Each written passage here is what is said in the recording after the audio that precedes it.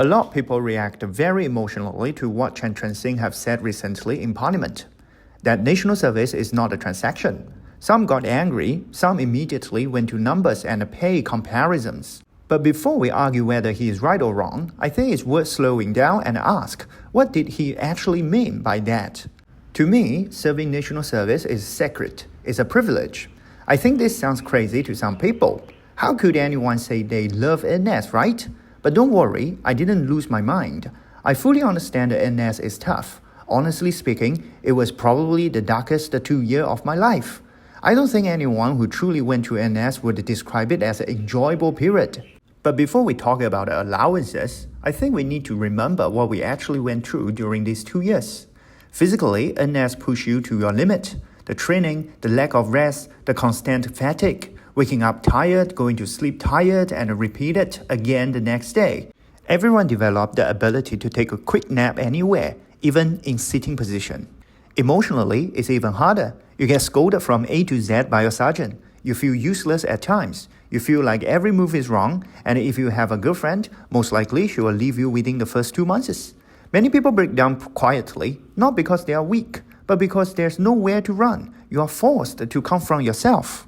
Financially, it's tight, very tight. My allowance about 15 years ago was only $300 after insurance.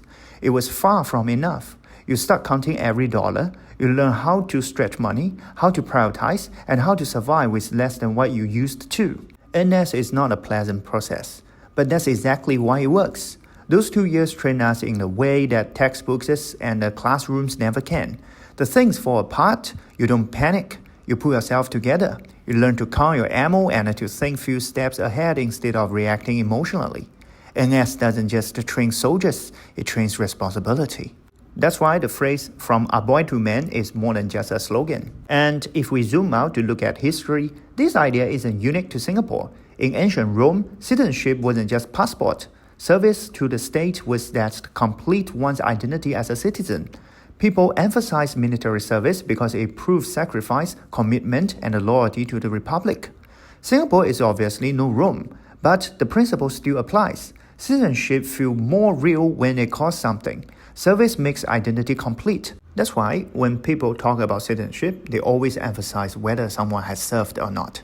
Now, is it a bad idea to improve NSF allowance? No, I don't think so.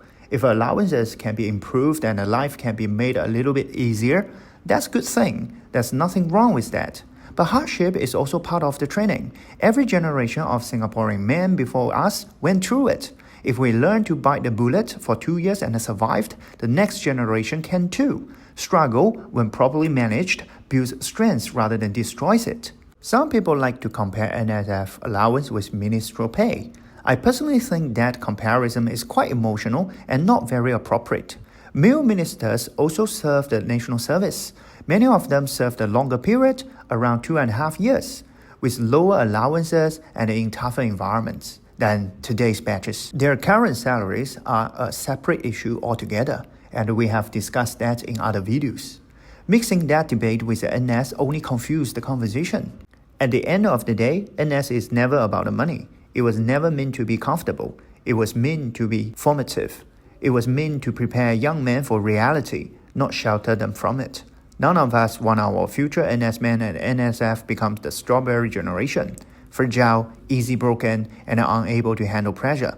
We want them to be resilient, responsible, and capable of standing up when things get tough.